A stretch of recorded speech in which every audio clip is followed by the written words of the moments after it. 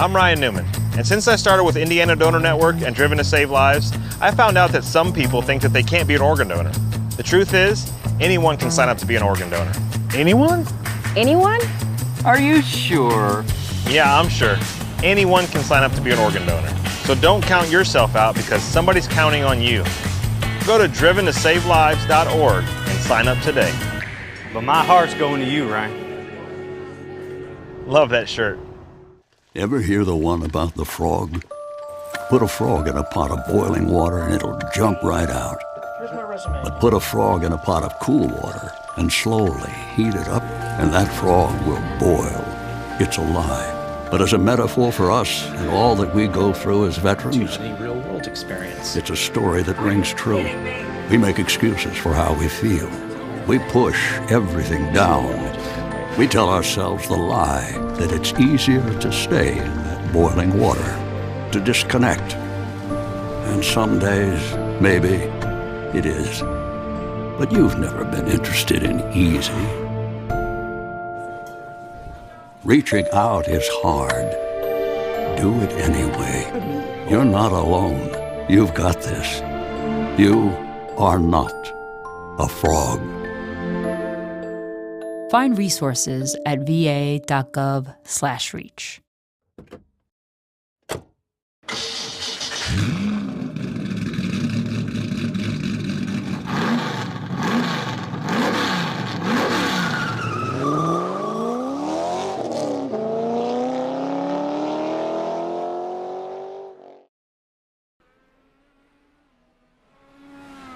Good evening, ladies and gentlemen. Welcome back to another night of iRacing action here on the National Racing Network. My name is Chris Graham. It is a pleasure to have you hanging out with us here as we get ready for a 50-minute extravaganza of the IndyCars of the ESRA INDYCAR Series, taking on the Roval at Charlotte Motor Speedway.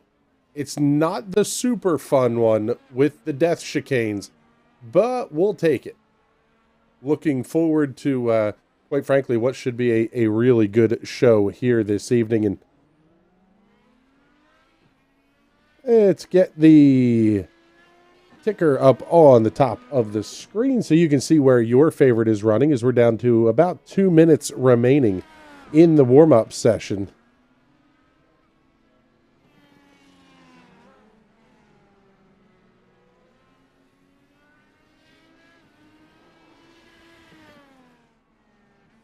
As we get ready to roll, let's tell you a little bit about the race and quite frankly, what you're going to see coming up here. And Charlotte Motor Speedway, originally built in 1960, but the Roval did not come about until 2018. There was a road course here in the infield. In fact, the IMSA GTP Series ran it for a handful of years. But when NASCAR decided they wanted to go oval racing at Charlotte Motor Speedway, a 2.28-mile, 17-turn road course was put together here in the infield.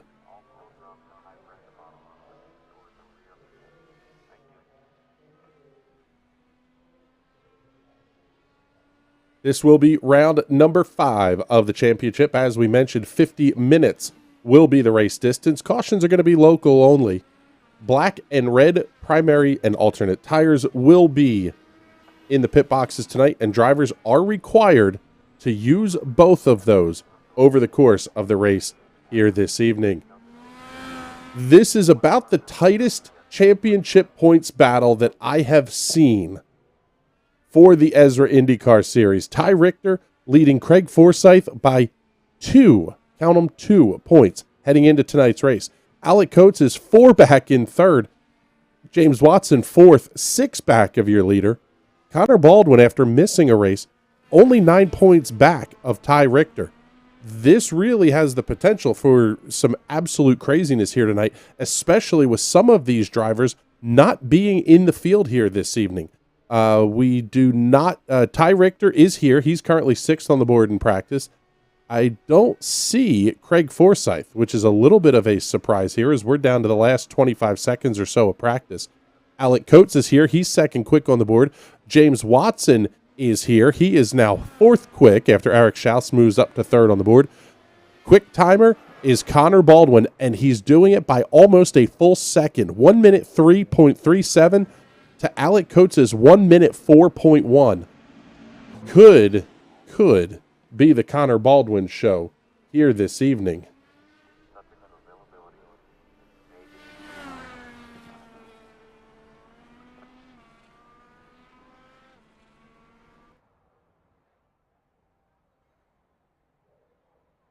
Practice is winding up, so let's take a look here very quickly at the tech info on these race cars. Dallara IR18s powered by a 2.2-liter turbocharged V6, making 700 horsepower here this evening. Top speeds are going to be approaching 200 miles an hour here at the Charlotte Roval. Pit stop strategy tonight going to be a two-stop race, looking at about a 20-minute or so window for the fuel. Drivers are going to have 5 sets of tires. They will not use all of them. The biggest questions surround the tire choice. The primary tire, these drivers are finding very, very difficult to get warmed up and into that kind of peak operating temperature. The problem is there are big-time durability questions on the alternate tire. They're really not sure how long that alternate tire is going to last, if it's even going to make it a full fuel run. That really changes things up. If you're going to go 2 sets of reds and then a set of blacks, maybe talking about potentially needing a third pit stop if the durability is not there on the primary tire. Let's take a look here. We'll pick up Christian Jasper as he makes his way down the back stretch and into the chicane on the back straightaway. The other car will pick up here, and we'll bring up in the side-by-side will be Mr. Connor Baldwin, and we'll show you the timing tower where your favorites are going to be lining up here as they get their laps completed.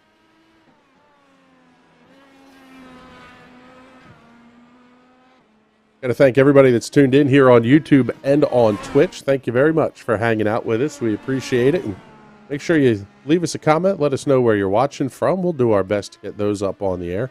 Super chats on YouTube, about a guarantee. You can make me say almost anything for the right amount of money. We're easy like that. Interesting to see Connor Baldwin running all the way down on the apron. He was doing this in practice as well, shaving as much distance off this racetrack as possible. See what the lap's going to look like coming in here for Connor Baldwin. 1 minute 4.05 seconds. That will be the quick lap of record at this point. Only 13 cars in the show, so not a total point of concern here for some of these drivers.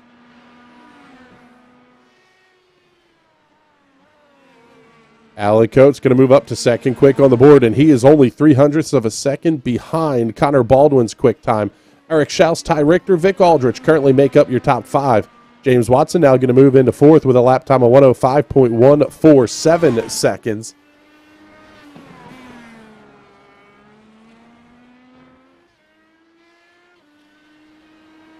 Take a look here. We'll bring up qualifying mode for you as well here for on the graphics at the bottom of the screen. You'll be able to see purple sectors are a driver's overall best. Green means they've gone personal best in the sector. Orange means they are slower than their personal best. Baldwin over the line for lap number 2, and he goes faster, 1 minute 3.782. He will quickly come to a stop. His qualifying session is done. Let's take a look here, and we'll pick up the number 39 of James Watson.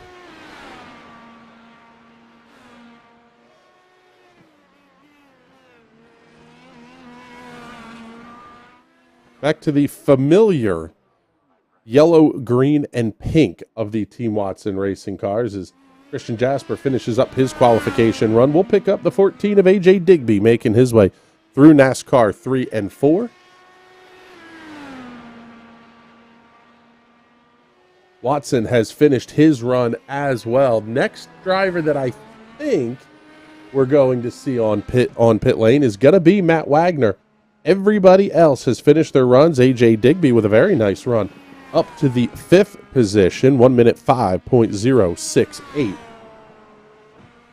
Cullen Johnston still, well, he's stopped on the racetrack right now.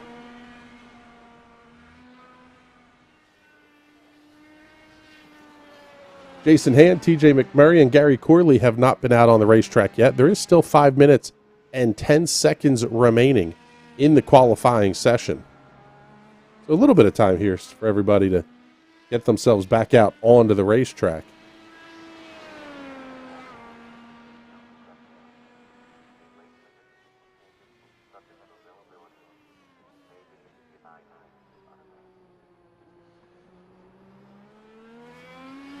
We know we saw Matt Wagner have some, we'll say, network connectivity issues.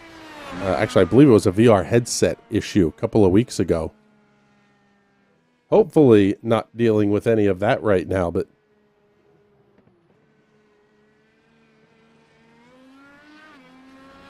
a Roval that is, quite frankly, it's designed for full-body stock cars. A lot of very slow chicanes.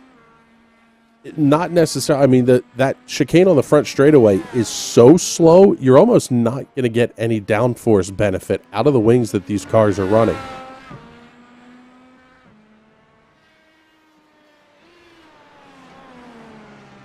The stock cars, however, stand to benefit from the slower speed chicanes. That bit of the infield section, there you go. I was just about to say, very, very tricky.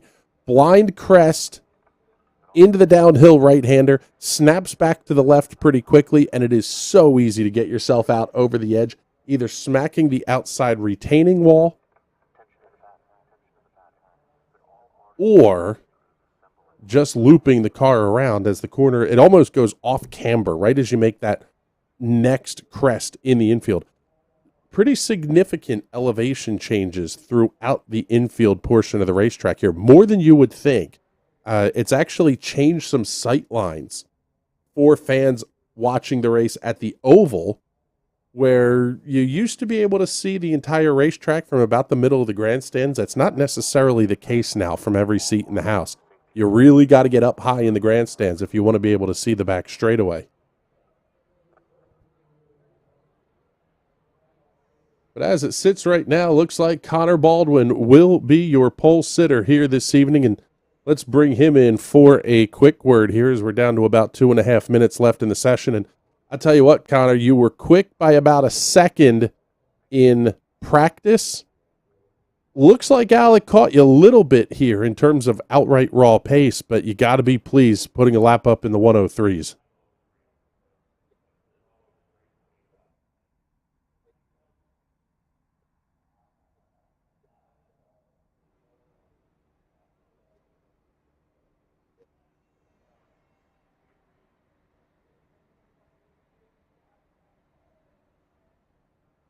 What are your thoughts here? You got to turn a handful of laps or so at the end of practice on the black tires. Some of what we were hearing was that they were a little bit difficult to get up to temperature, maybe not the friendliest of tires to work with. You leaning towards 2 red stints, 2 black stints? What are you thinking there?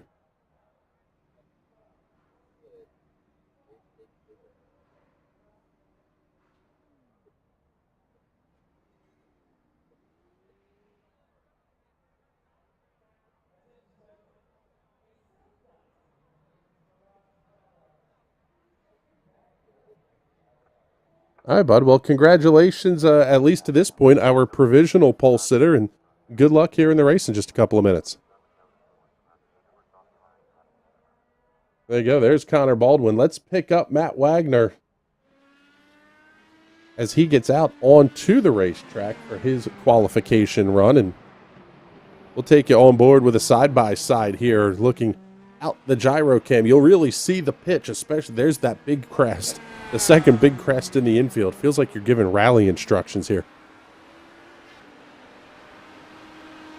Fire the car up onto the banking. This is where we saw Connor Baldwin running all the way down against that yellow line, then arcing the car up onto the back straightaway. Kind of an interesting tactic. It is not a track limits violation, at least from what I was seeing in some of the test driving that I was doing earlier today.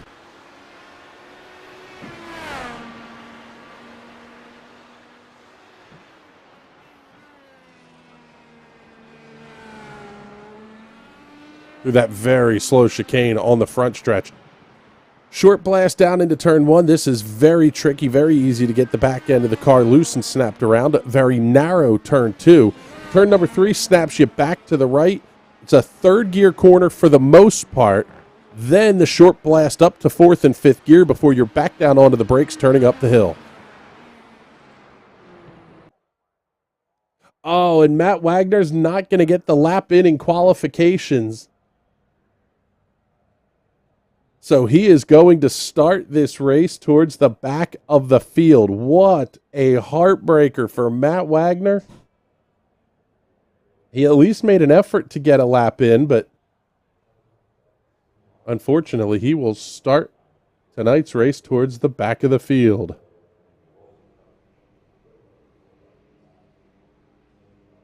Field's going to have a full pace lap here, and this honestly is one of the biggest pains of this place, is getting off the grid. It is a very short kind of width racetrack where you have to make a hard left-hand turn, and then you're turning back through the chicanes. It's really not all that pleasant to do here. But we'll take a look here at the starting grid. Connor Baldwin will be your pole sitter, and lining up to his outside, 0.3 of a second back, is the number 10 of Alec Coates. Eric Schaus and James Watson will occupy row number 2 for tonight's race. AJ Digby and Ty Richter on row number 3. Vic Aldrich, Christian Jasper on row 4. Row 5 will have Cullen Johnston and Matt Wagner, the first of the cars that did not get a lap in qualifications. Gary Corley and TJ McMurray on row number 6. And all alone in row number 7 will be the 00 of New York's Jason Hand. 13 cars, 50 minutes will be the distance. And again, with a likelihood of very, very few cautions, tells me that we're probably looking at some pretty interesting strategy calls here over the course of the race.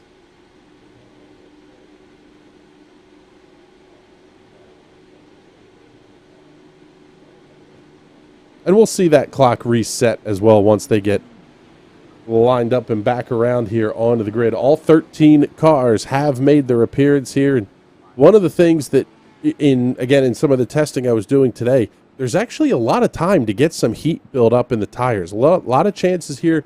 You may even see Connor Baldwin back off the pace car a little bit. You kind of run up through first, maybe second gear, then hard back on the binders and try to build up some heat in the brakes. You're not actually warming the tires that way. You're warming the brakes. But iRacing, the way everything is modeled, you actually get pretty decent heat transfer out of the brakes into that Firestone rubber.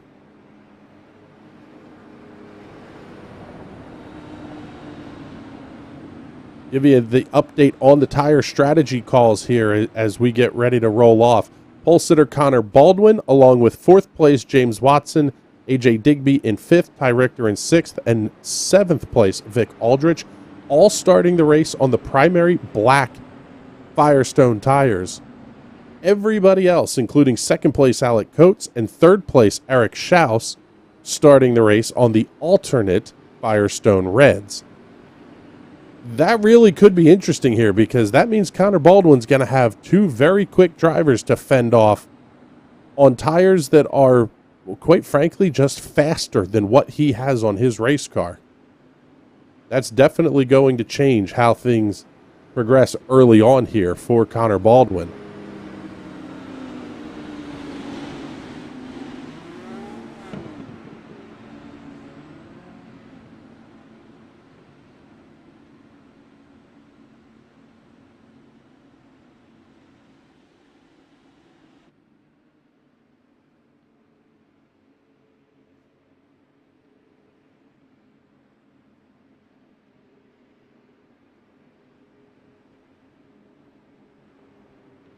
Take a look, and we'll go on board here with Baldwin as he makes his way through the inside chicane.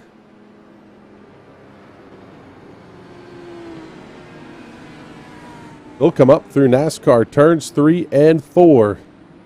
And it will be just about time to go racing here. Field getting doubled up. 50 minutes will be the distance.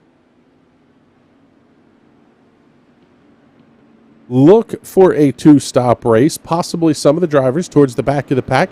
They may try to stretch it and see if they can make this a one-stopper, especially if they're starting on the reds. If they know that they can go even 30 minutes, which I really doubt, but if you can go 25, going to give you a chance to put the blacks on and have some longer life tires. But race fans, as always, the start of the ESRA INDYCAR Series going to be all yours.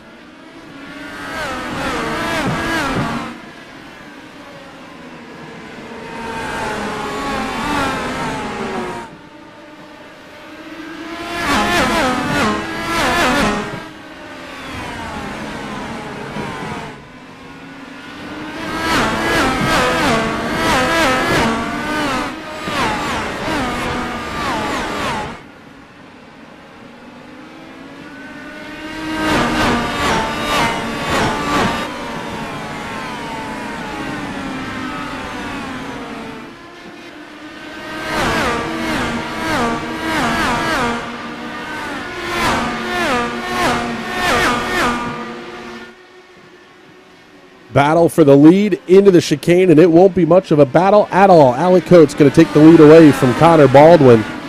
Baldwin going to have to try to stay in the toe of Coates, so he won't be able to run that inside lane. Here comes Eric Schaus looking to the outside through 3 and 4, and he'll have the preferred line into the chicane. Big dive in there by Schaus. What a move there. Put Eric Schaus up to P2. Baldwin going to fight back to the inside through the quad oval. He's inside of turn 1. This really is where you kind of have to play the long game if you're Baldwin. Don't fight too hard too soon.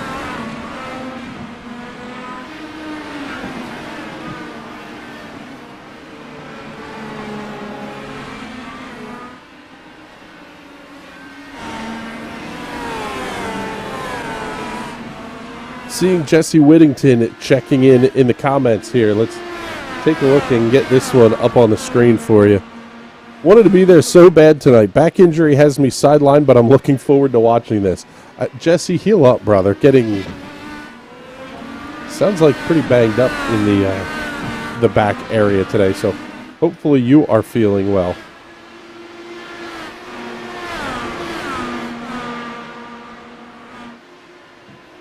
This battle here, Baldwin, Watson, and Richter. These cars are all running on the primary tire. So it's sort of like we have a race within a race that is starting to play out here.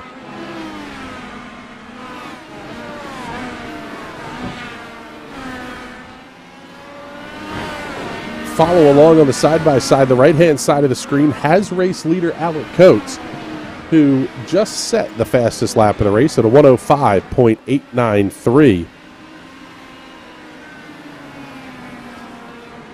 But again, that's on the red sidewall alternate tires.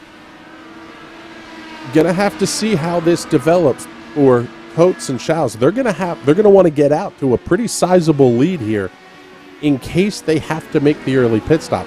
Right now, the gap is only 0.6 of a second for Baldwin getting caught up to Eric Schaus. He's coming in a big way.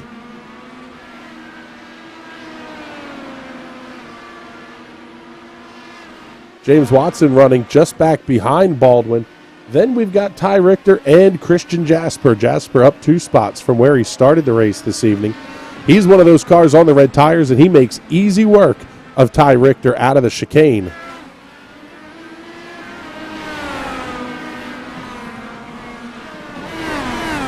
It sort of feels like it's the game of who can make what tire last longer, and is there any benefit to running one first over the other?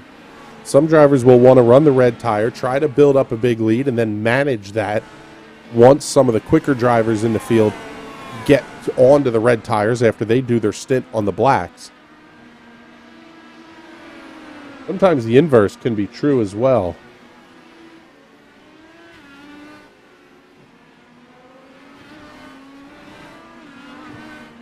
This is the tightest battle on the racetrack right now between Christian Jasper and Ty Richter, and it's really not much of a battle at all here. As you can see that Jasper has opened up, we'll call it a 0.6 of a second gap here, but Let's slide up. Connor Baldwin really losing some time there in the chicane. That's where you're going to see the red tires outperform the blacks. The very slow speed corners and the kind of medium speed sections in the middle of the racetrack, that's really where the black tires can shine. Grip level isn't as critical to that portion of the racetrack. Then as you start to kind of come up the hill, back up and down the hill and all, that's where you'll start to see the reds benefit. It really is kind of an interesting dichotomy when you think about it in where the tires perform better at different points on the racetrack. The lead already up to 3 seconds for Alec Coates over Eric Schaus. Ooh, wonder if Schaus didn't just get a piece of the wall there. Car looks okay.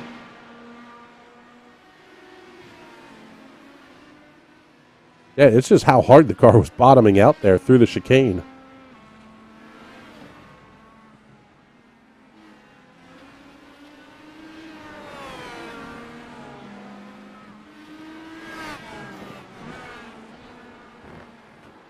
Let's go on board here with Eric Schaus on the side-by-side. Let you listen in here.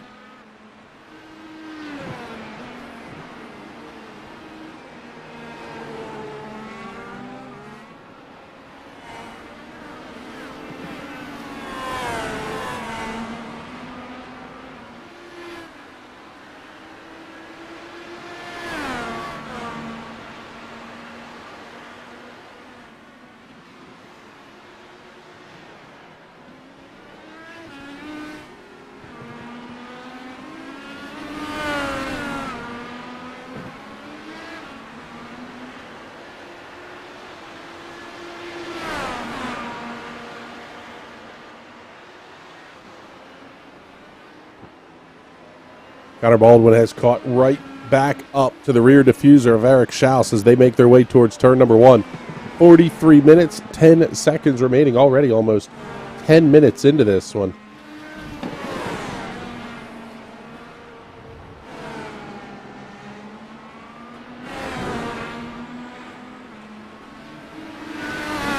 Pick up the fight in the side-by-side here between James Watson and Christian Jasper. That's the other fight towards the front of the field, and it will be the battle for the 4th position.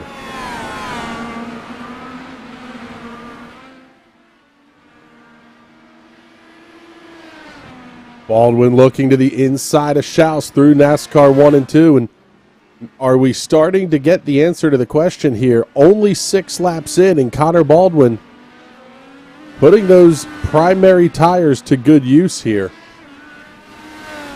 That would also tend to tell me we're probably going to start to see some pretty good lap times here out of James Watson as well.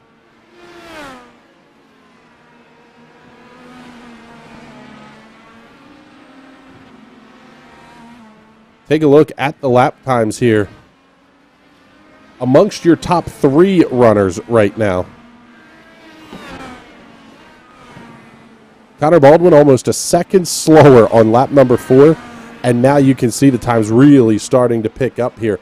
Half second quicker on lap 6, 0.6 of a second quicker on lap number 7.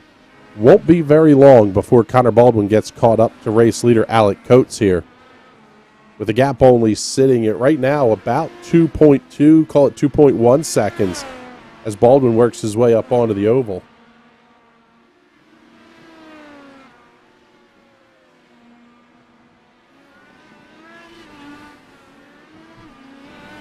Tell you what, James Watson not able to shake Christian Jasper at this point.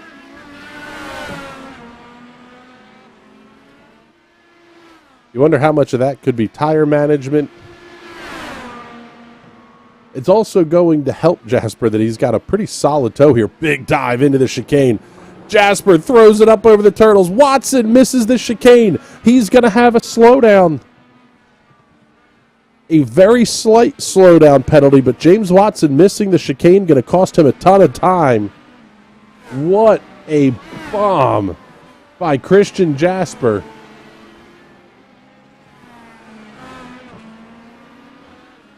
Take a look at that one on the Hot Shoe Racewear Instant Replay. Big dive in. Jasper on the limit. What a move. Seeing trouble on the racetrack for Jason Hand. He was in and out of the pit area. Let's take a look and see what happened here. That car very, very slowly exiting pit lane. Kind of looks like trying to stay out of everybody's way here. So that was the cause of the slowdown.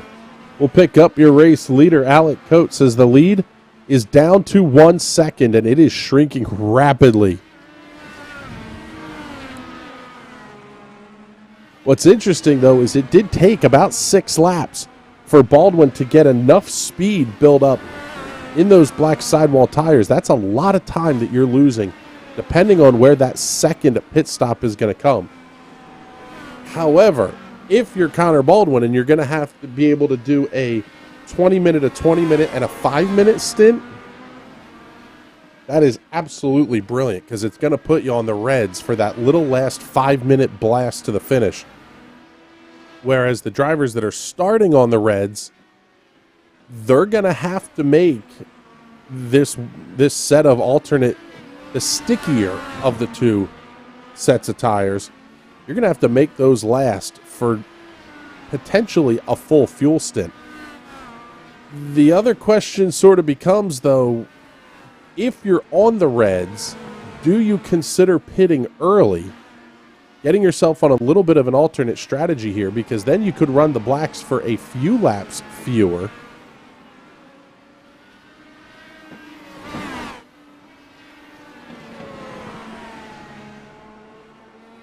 The problem is the fuel window is so narrow. If you make the 20-minute run, you're going to have to stop twice. You make it to 25 minutes, you're going to only stop once. However, is it one of those deals? Is the juice worth the squeeze of trying to make the alternates last for 25 minutes, even if you're physically able to do it, is one thing. But are you giving up too much in lap time? As we see Baldwin looking to the inside into the chicane, Coates wisely backs out of it there. It looks wide, but it's only about a car width through the lane, through the chicane. New race leader through NASCAR 3 and 4, Connor Baldwin.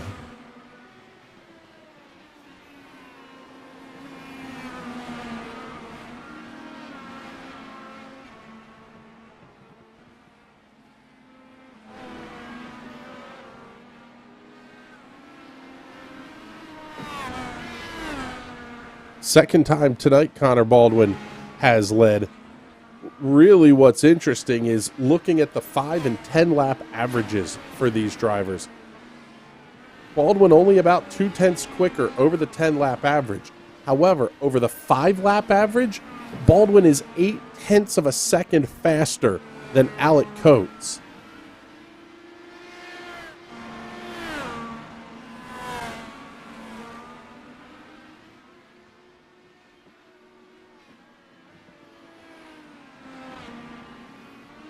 Seeing Surf Gonzo checking in here. We'll get this one up in the comments here. One of our members on Twitch. Just joined in, rooting for my bro Vic. Well, thank you very much. Well, how about this? Asking ye shall receive. Vic Aldrich currently running in the 9th position, all by his lonesome down the back straightaway.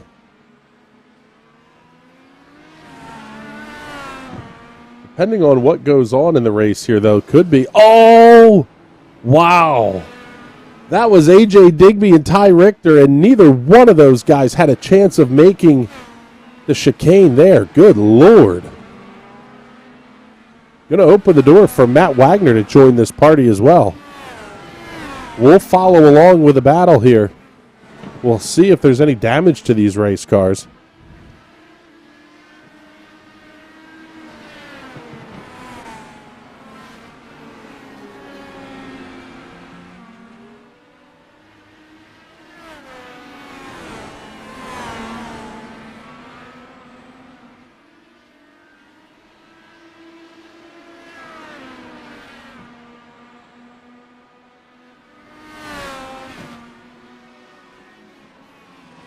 Go back here, take a look at the Hot Shoe Racewear instant replay. This was into the chicane on the back straightaway. Digby with the opportunistic move down to the inside there. Richter got an absolutely fantastic run. Got himself in position down into the chicane, locks him up. A little bit of left side loving. Going to kick both of those cars through the chicane, but they're able to continue.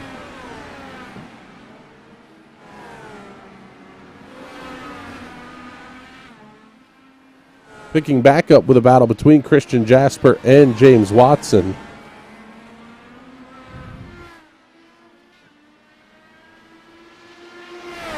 Watson still not able to make up a ton of ground. Jasper going to run the high line through NASCAR 1 and 2. Oh, Watson abusing the curbs. Oh, Jasper almost lost it. He's sideways. Keep it out of the bends. Oh, nice save, Christian Jasper. Well done there, brother.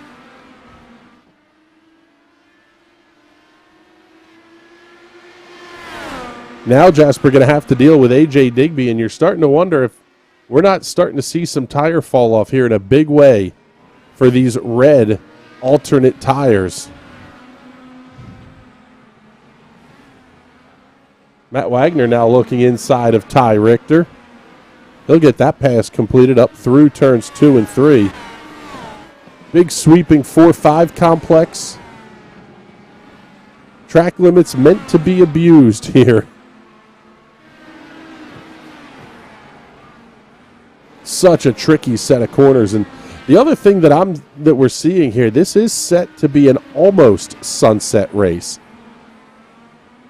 It's starting to get a little bit dark out there. You can see really long shadows as the sun sets behind the front stretch grandstands on the turn 1 side. Oh, Wagner's going to overshoot the chicane. He'll have to come to a stop, or just about come to a stop. iRacing will give the slowdown penalty if there is one. Oh, man, tough break there for Matt Wagner. Follow this one here on the Hot Shoe Racewear instant replay. Down the back stretch, and just had no chance that he was going to get that car woed up for the chicane. So he decides to pull it off. I think we're starting to see the red tires go off just a little bit here. James Watson having a little bit of an off track, only about a second or so. So we'll slide back, pick up AJ Digby and Christian Jasper as this fight will rage on. Go on board here for the side-by-side.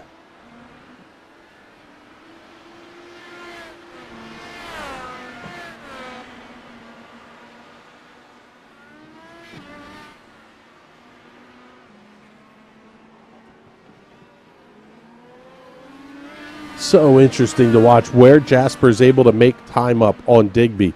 Digby on the primaries, Jasper on the alternates. We get to some of the really twisty bits, and Jasper really makes up a ton of time. Here, down into the chicane, he is able to brake so much later and harder. Allows him to make up a bunch of ground. Then you start getting to some of the flowing corners, and that's where you really start to see the grip differential between the primaries and the alternates.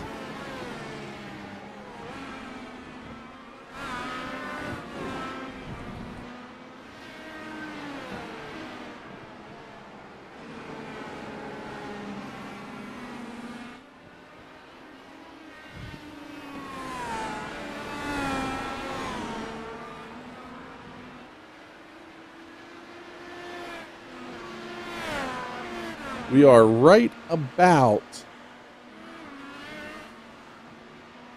20 minutes into this race. Race leader Connor Baldwin working lap number 17 right now. Seeing about 29 to 30 laps remaining in the race here. So definitely sounds like it'll be a 2-stopper. Unless they can go 5 more minutes, but I don't think they can.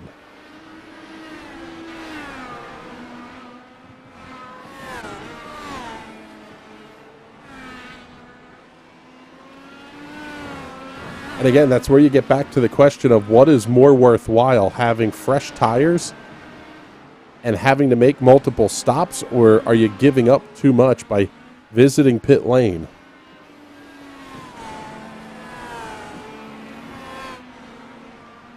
Baldwin currently sitting on an 8 3/4 second lead over Alec Coates.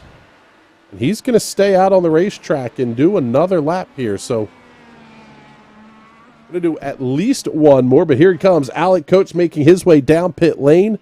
It will be the first set of pit stops of the night, and it will be for the car running in the second position.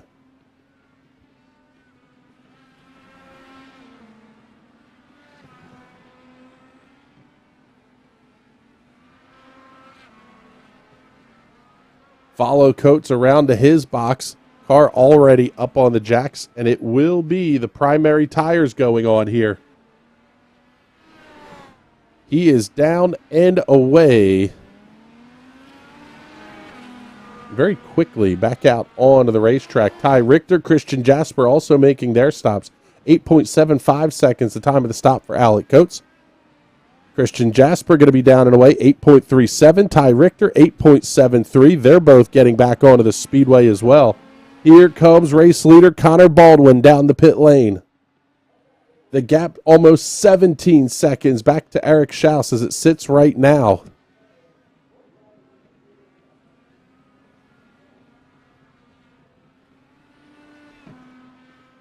Another 18-lap stint for Connor Baldwin, 19-lap stint, is going to put him down to about an 8-lap blast on the Reds.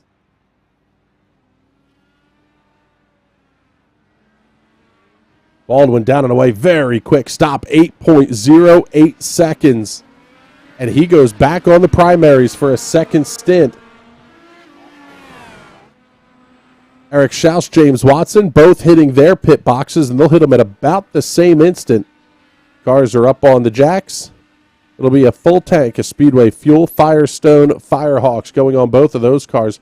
Watson electing to do a middle stint on the Reds. Great battle off the pit lane here. Schaus moving to the primaries for this second stint. Oh, trouble for Alec Coates.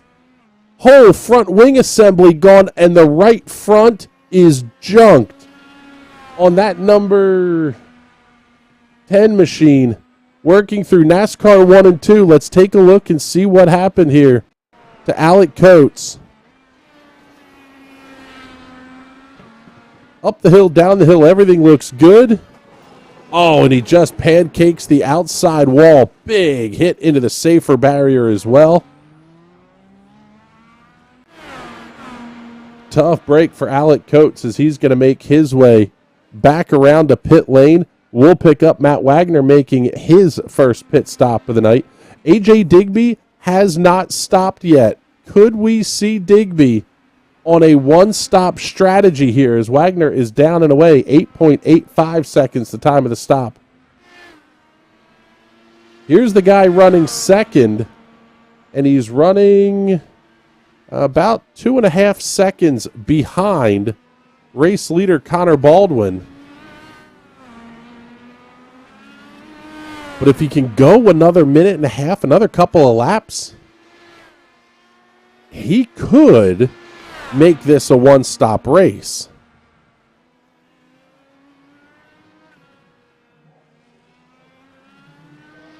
Total time on pit lane for Connor Baldwin was 32.4 seconds. That's a lot of time to not spend on pit road. If you're AJ Digby, he's got about another 60 seconds or so, so he's going to have to do probably another lap. Or at least it's going to be very, very close here to whether Digby can get it down to the 25-minute mark. And again, if you're within a handful of seconds, could be good enough for government work there.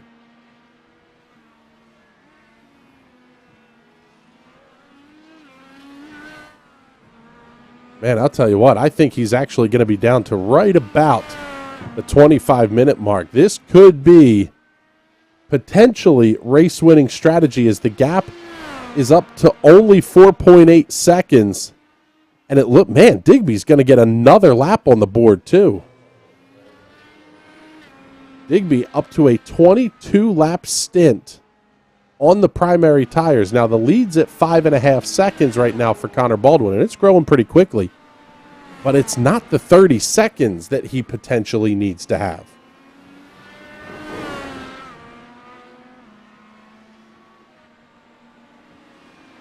Last time by, new fastest lap of the race for Connor Baldwin, 1 minute 5.130 seconds.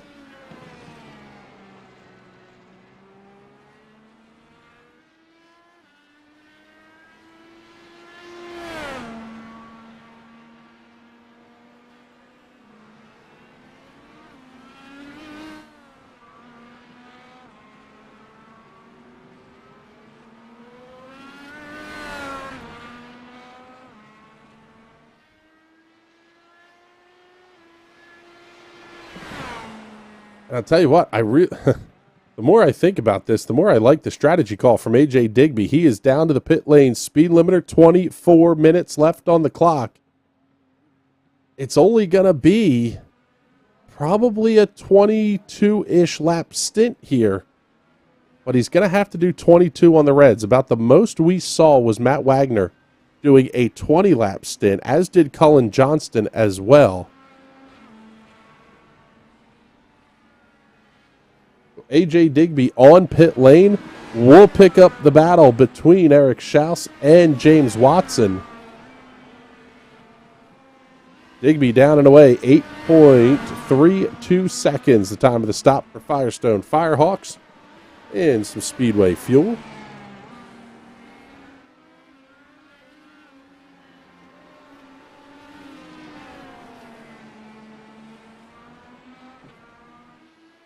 Pick up James Watson here in the side-by-side. Follow along as he's going to have the big toe on Schaus down the back straightaway.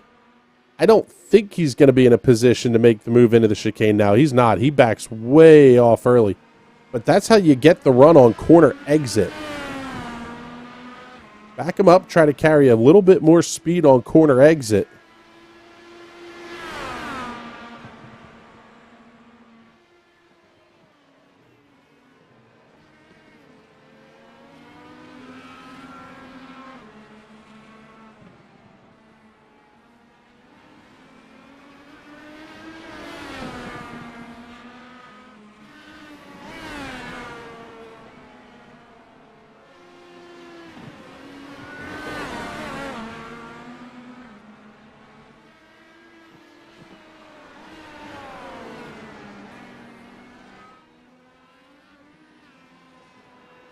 The other fight on the racetrack going on right now is going to be between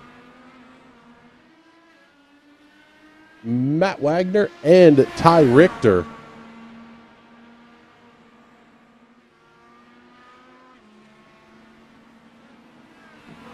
That battle hovering anywhere from 3 or 4 tenths up to about 6 tenths.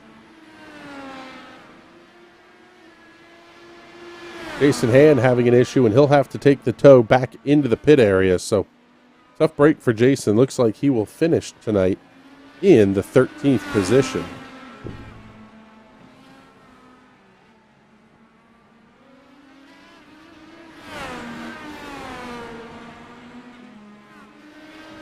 Actually, just seeing in the chat, Christian Jasper having a little bit of an equipment issue a little bit earlier in the night. Thus far, not affecting him all that much as he's currently running in the 4th position, up 4 from where he qualified in the 8th position tonight. Down to 20 minutes remaining. This means the window is theoretically open for the final pit stops of the night.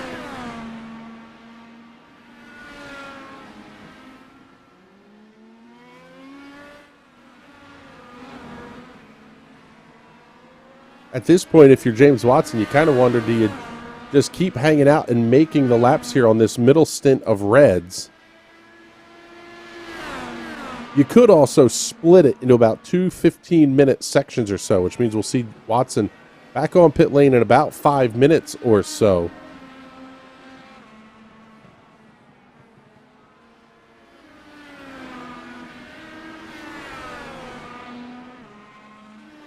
Seeing Burnt Rubber Media, Jesse Whittington checking in saying, I love this track. This place is frustrating to me.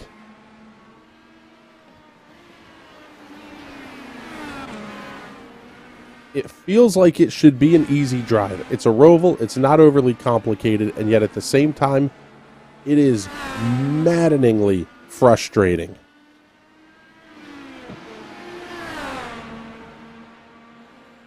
We've got James Watson going to work here on Eric Schaus. Schaus going to take the defensive line into the chicane.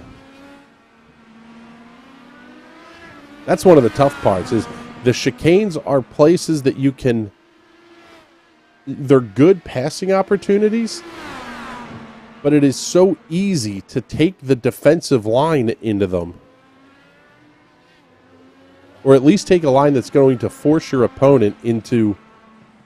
we'll say a choice, a lesser of two evils type scenario, but looks like we're going to have some lap traffic coming up here as well. That's going to be,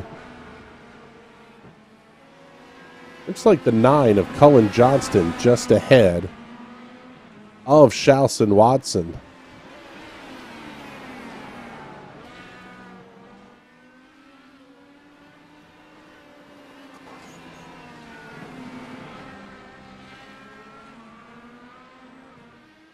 Johnston racing under the Mediocre Motorsports banner.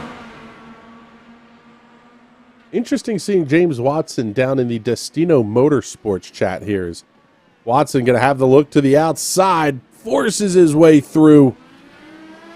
What a pass by James Watson into the chicane. Man, that's how you're going to do it. If you're going to get the pass made, that's how you got to do it. Schaus going to try to throw it right back in.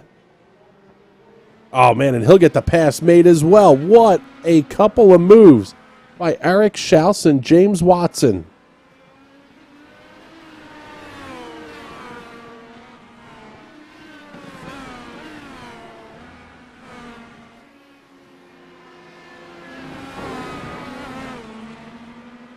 And this is a fight for a podium finish right now.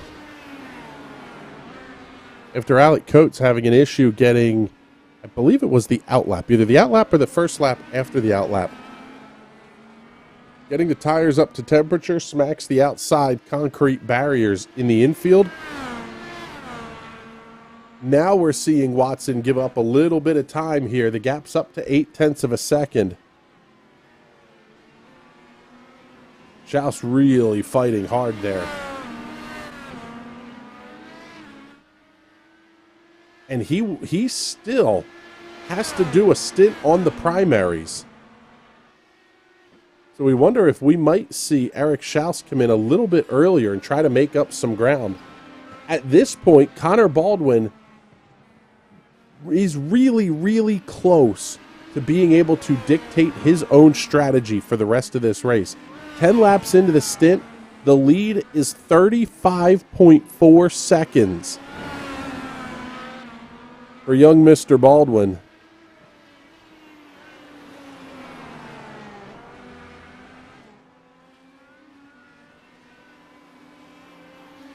I believe heading off to Texas A&M University come the fall.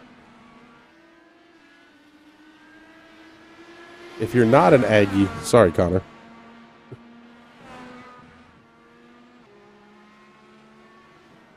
Watson again starts to close back in.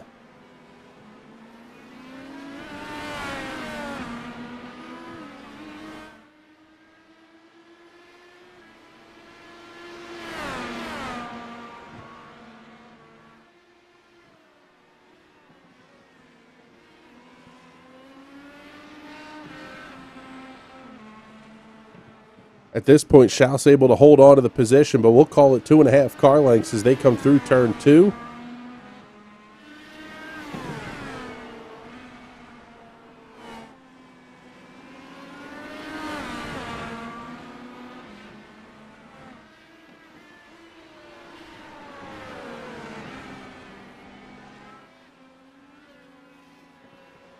I have to say, I am a little bit surprised that we're not seeing Eric Schaus elect to come in onto the pit lane a little bit sooner this time and kind of splitting the stint in half here.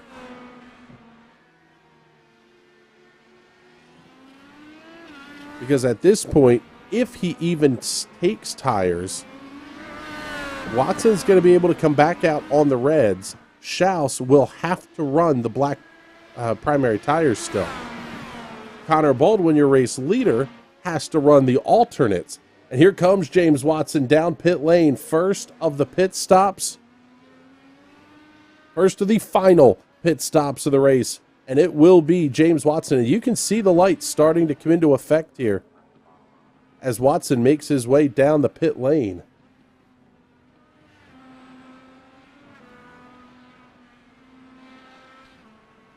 Watson hits the marks cleanly. Crew will get to work. Car very quickly up on the jacks. He will be down and away. 8.7 seconds. A fresh set of Firestone red alternate tires going on the number 39. And at this point, now with some clear racetrack ahead of him. Oh, and Watson slides off the racetrack. Slides off at the exit of turn number 5.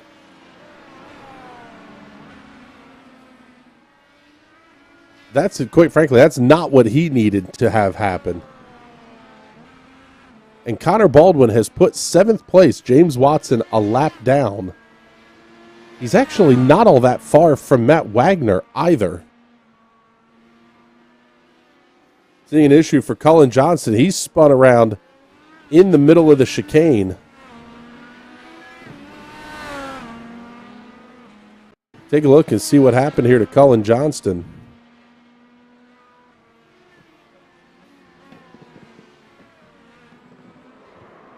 Oh, just a little bit too much rear brake. Car loops around.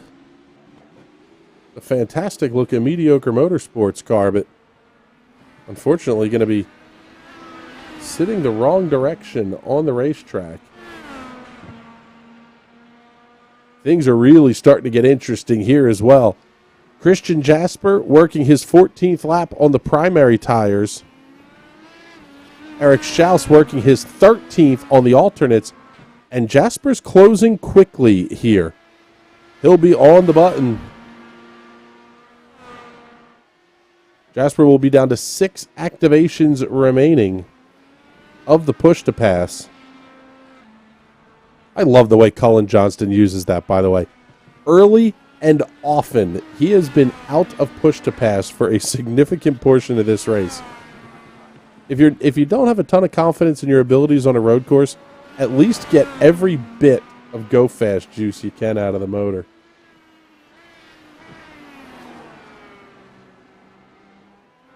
The lead up to 41 seconds for Connor Baldwin, and we're down to 12 minutes remaining.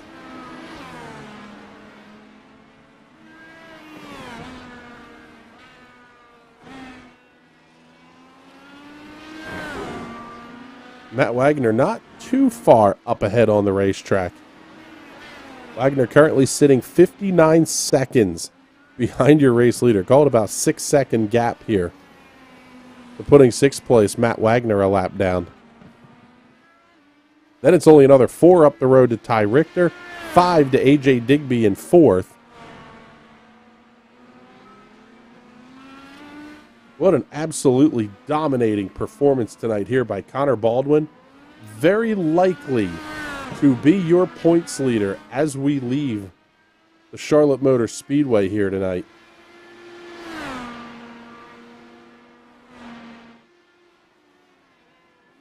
Ty Richter entered the night sitting on 114 points. Craig Forsyth, who is not in tonight's race, on 112. Richter, by the way, currently running in the 5th position. Alec Coates entered the night 3rd in points. He has had his share of issues. Coates currently running in the 9th position. James Watson having a nice run. He is up to 6th and has already made his final pit stop. And then Connor Baldwin was only 9 points out of the lead. And it is a huge bonus using the IndyCar system. Baldwin going back on the button here. You wonder if we're not going to see him on pit road this time.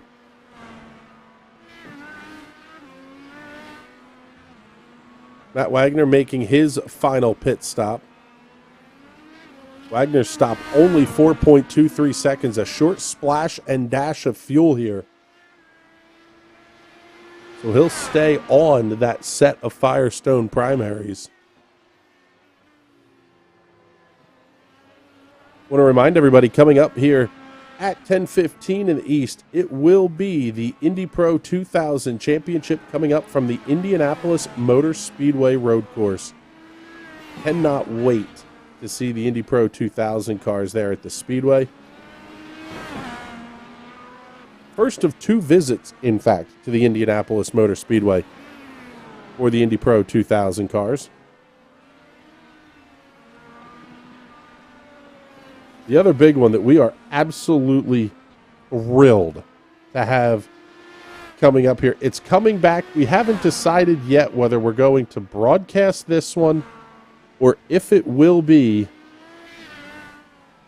a case of yours truly getting behind the wheel of a race car. But coming up Tuesday night, May 17th at 9 p.m. in the East, the Vintage Indianapolis 500.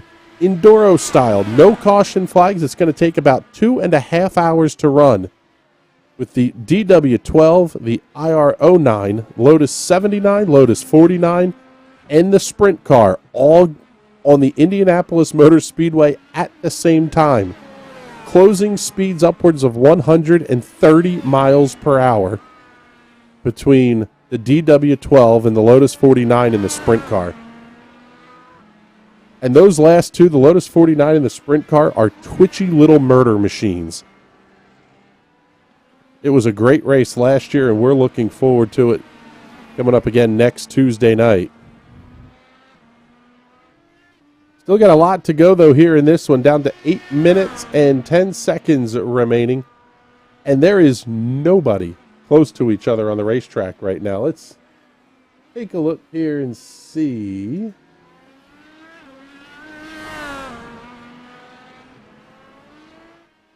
Ty Richter looks like he may be having an issue here, and that car moving very, very slowly. Oh, race leader Connor Baldwin on pit lane.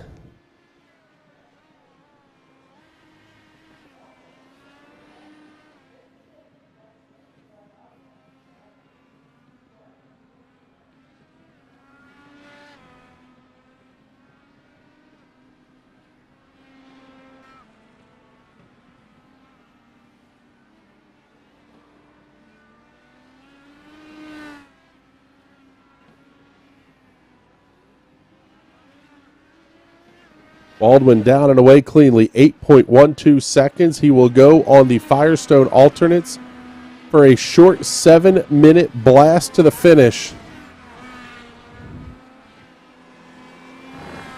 The lead currently sitting at 37 seconds for Connor Baldwin. It is shrinking rapidly, though, here as Eric Schaus makes his way around the racetrack. But Schaus is going to have to make a pit stop yet. He will have to take the alternates at some point here. Or, excuse me, take the primaries at some point.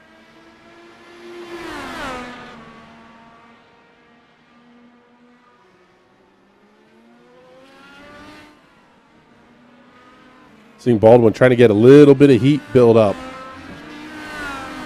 in those alternates. And something that you may notice, it looks like the tires on Connor Baldwin's car are black sidewalls. They're not. They are the alternates. We can see that in the raw data sent through from the iRacing service. So, no questions there. Thus far, the only car that has not complied with the 2-tire rule at this point. Actually, we have 2. Gary Corley, who is on pit lane right now, in fact, in the box right now, as is Eric Schaus. Schaus on pit lane, and A.J. Digby is closing in a huge hurry. There you go. We're going to see A.J. Digby come flying past down the front straightaway. That will put him up into the second position. Now James Watson is closing rapidly. The gap down to 13, 14 seconds. Down and away, 7.9 seconds for Eric Schaus, but James Watson does come past. Couple of lap cars kind of tucked right up there with Schaus as he makes his way out of pit lane. He's going to have 5 minutes to close a huge gap. Oh, and he slides off the racetrack. He's into the tires. Trouble for Eric Schaus. Damage to the front wing. Left front tire broke. Actually, left front tie rod is what it looks like. The way that tire's flopping around. Suspension and all junked on the left front corner of Eric Schaus's race car. Seeing trouble there for Gary Corley as well. That's going to put James Watson up into the third position.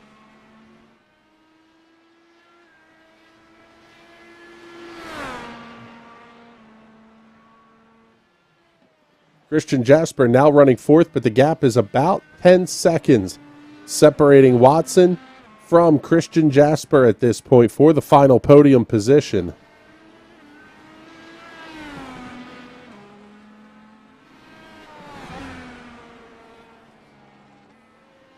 Four minutes remaining here at the Charlotte Roval.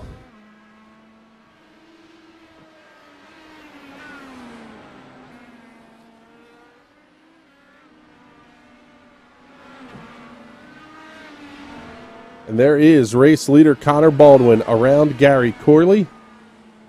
Eric Schaus making it back to his pit.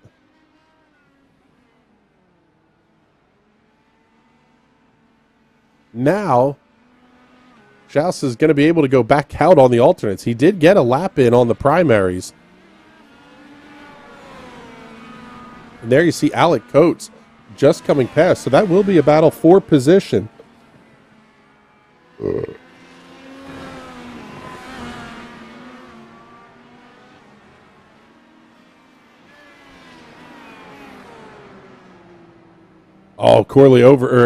Schaus overcooks it again. A little bit of red mist driving there out of Eric Schaus. Uncharacteristic mistakes, we'll say it that way. Not often that this happens. Connor Baldwin on the rear diffuser of Matt Wagner to put the defending series champion a lap down. Wagner's not going to make it easy, though.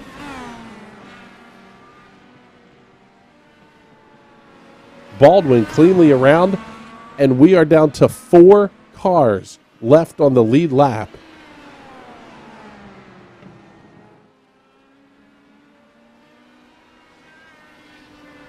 That is insane. 2 minutes, 15 seconds remaining, and an absolute clinic. Forrest Baldwin checking in a little bit ago saying gig 'em Aggies. So, yes, okay, glad we got that one right.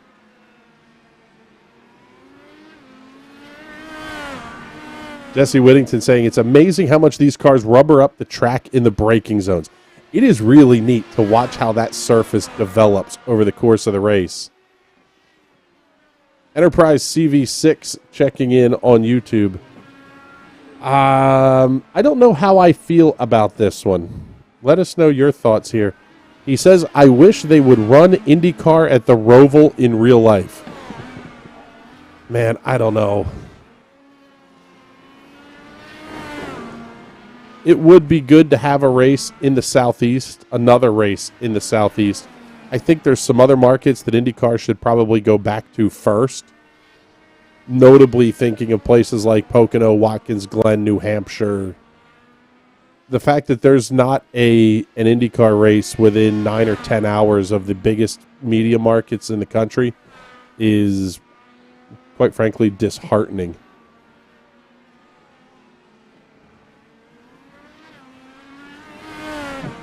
Down to 50 seconds remaining, and it is a 35-second lead over A.J. Digby. What a strategy call by Digby here in this race.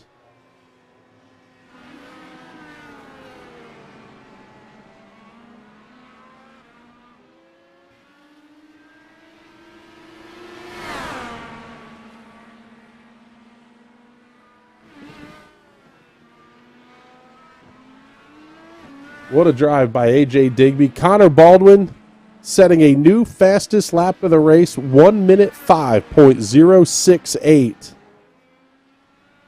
Unreal. Gets those Reds up to temp in a big way, and he is going hog wild.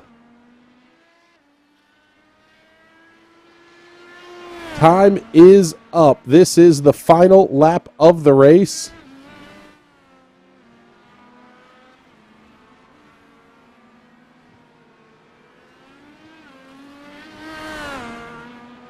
Through NASCAR 3 and 4 for the final time. Just one chicane left to negotiate here for Connor Baldwin. And it will be one of the most dominant performances we have seen in a long time here in the ESRA INDYCAR Series. Twin checkers in the air. Connor, well, not yet. Now they're in the air. Connor Baldwin lights them up over the start-finish line, and he takes the win at the Charlotte Roval. Goes full Max Verstappen on that one. How you put an exclamation point on things, that's for sure. Second place, A.J. Digby is still on the back straightaway.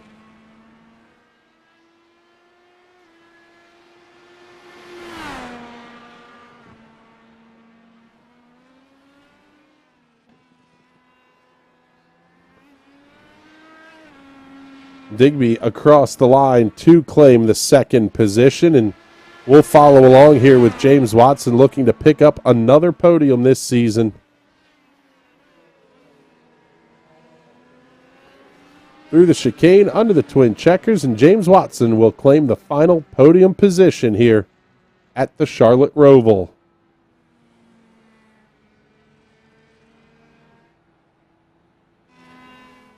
Christian Jasper also just coming across the line to complete his race. But the man of the hour is this kid, Connor Baldwin. What a drive. Impressive isn't the word for what Connor Baldwin did to the field here this evening.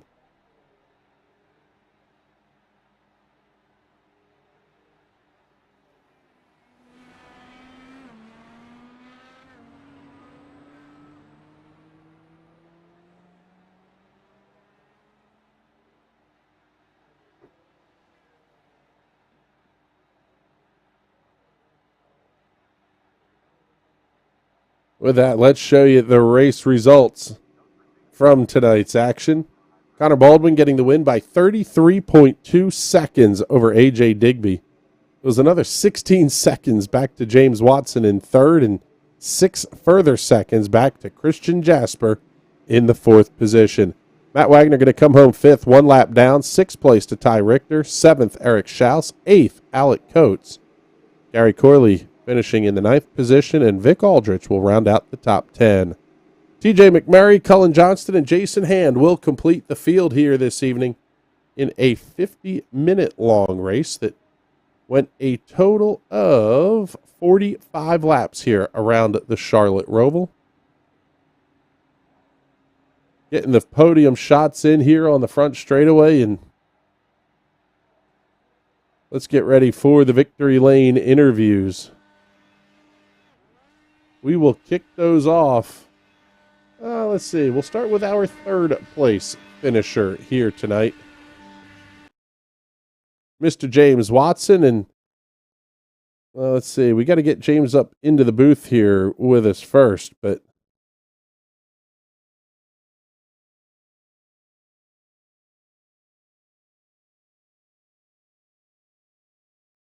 let's bring in James Watson. A very nice third place run here tonight, James. And it got a little bit of help there when Eric had his issue coming out of the pit lane, but seemed like the car was fast and really seemed like a lot of fun to drive out there tonight.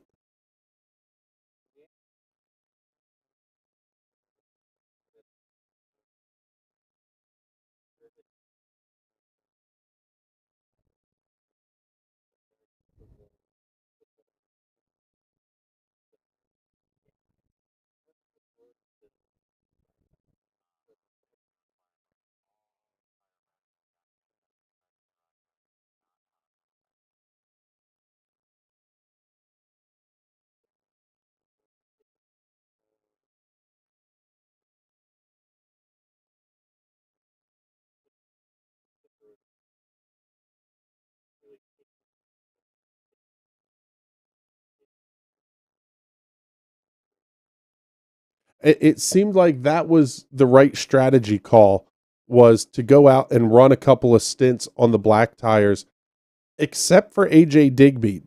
Was there any thought process at all of the possibility of making this a one stopper?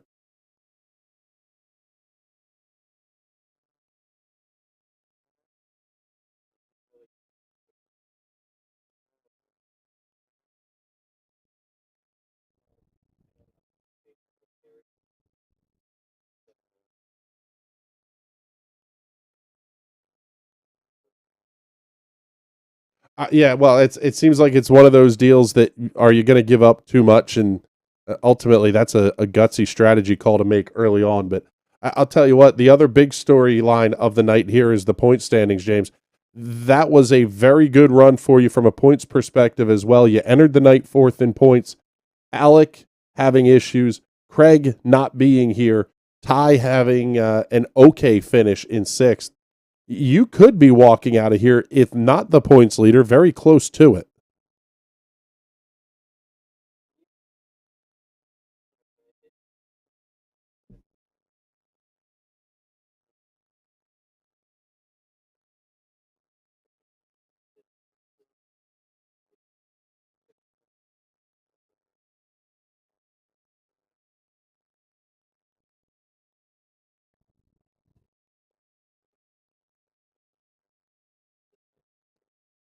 All right, bud. Well, congratulations on picking up the third place spot on the podium here this evening, and get all those sponsor plugs and thank yous in before we let you out of here.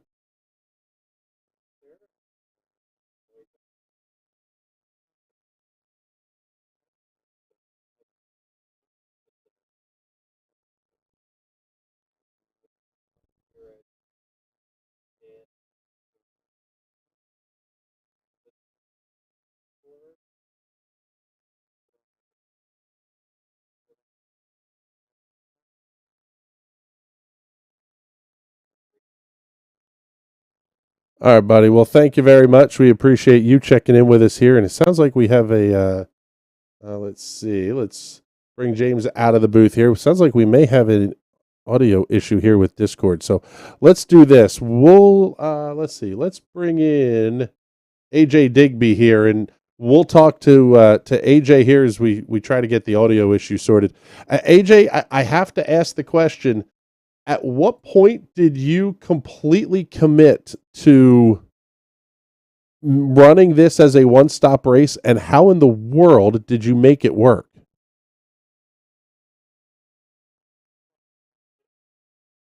First question, and just knowing what I needed to do, what number I needed to hit, doing some calculations beforehand, and then just sticking to it from the start. Decided to start on black tires, knowing a lot of the field would be pushing it, obviously, and just wanted to extend that first stint as long as possible, so that way, if I needed to race a little bit on the red tires at the end, I could.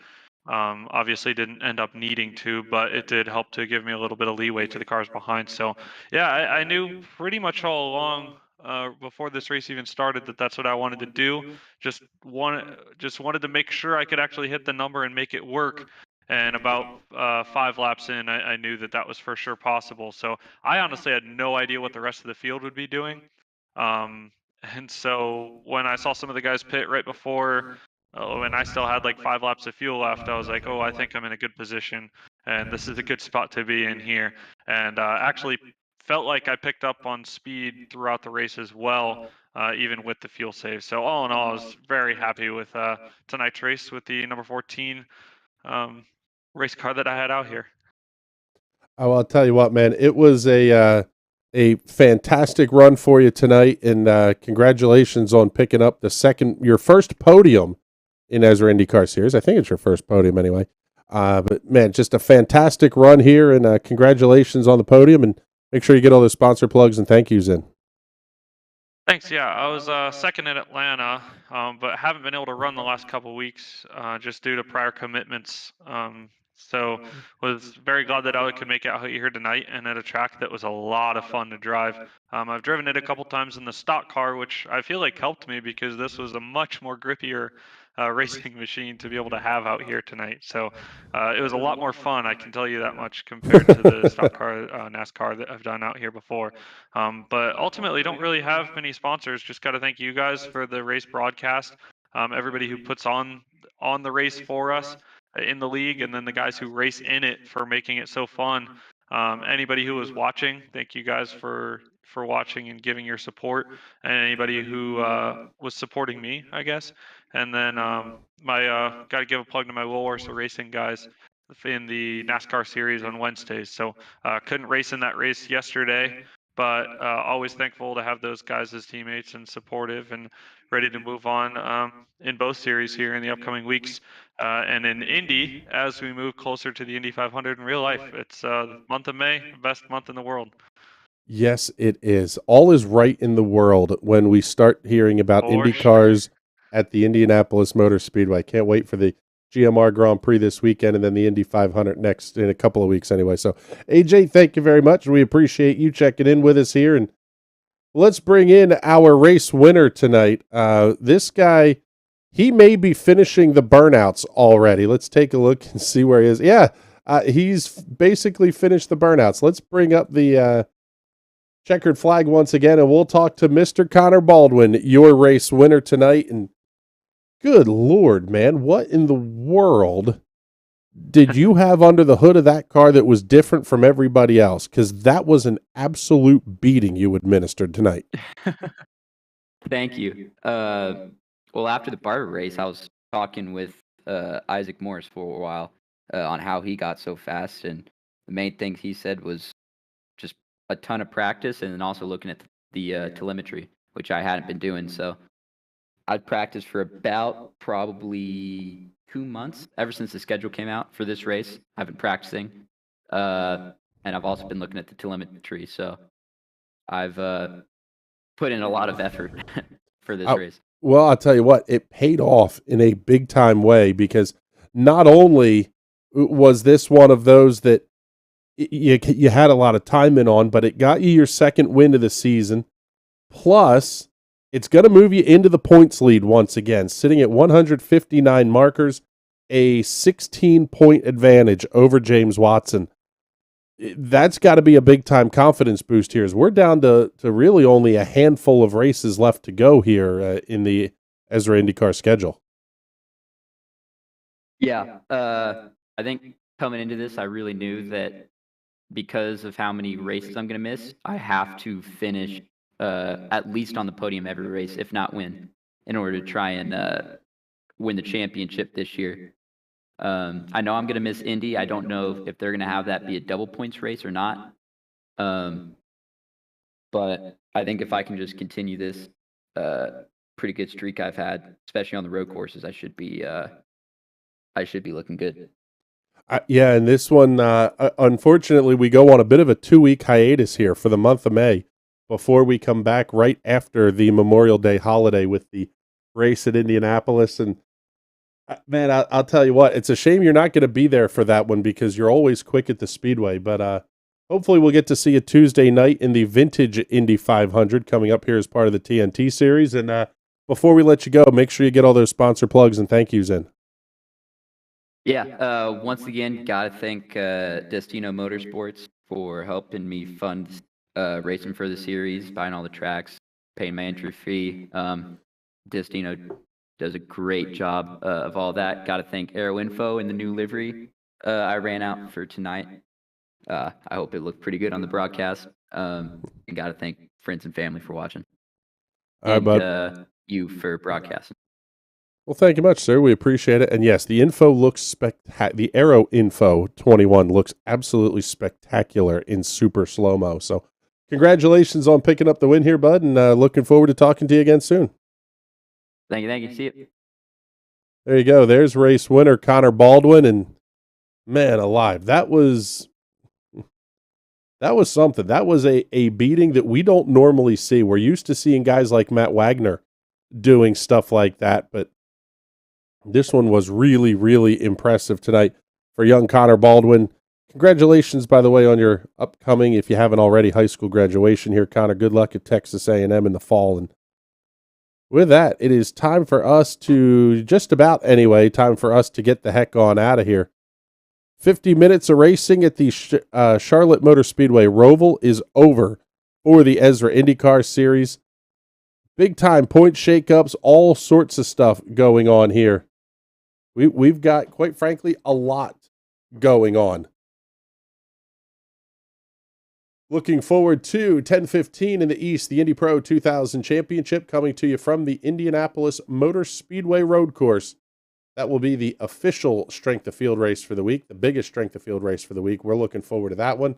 And then coming up Monday night, it'll be the Fuel Premier Series. Tuesday night, the Vintage Indy. Wednesday night, we're back with the Sim Racers Club. And then Thursday night, we're back with the Indy Pro 2000 Championship once again. The month of May is here this weekend, the GMR Grand Prix of Indianapolis. You'll see the watch-along party right here on the National Racing Network with the Pizza at the Pagoda guys. Podcast dropped yesterday, one of those. Anyway, thank you everybody for tuning in. We appreciate you hanging out with us. For everybody here at the National Racing Network, my name is Chris Graham. It is a pleasure having you hang out with us, and we will talk to you all soon. Have a great night, everybody.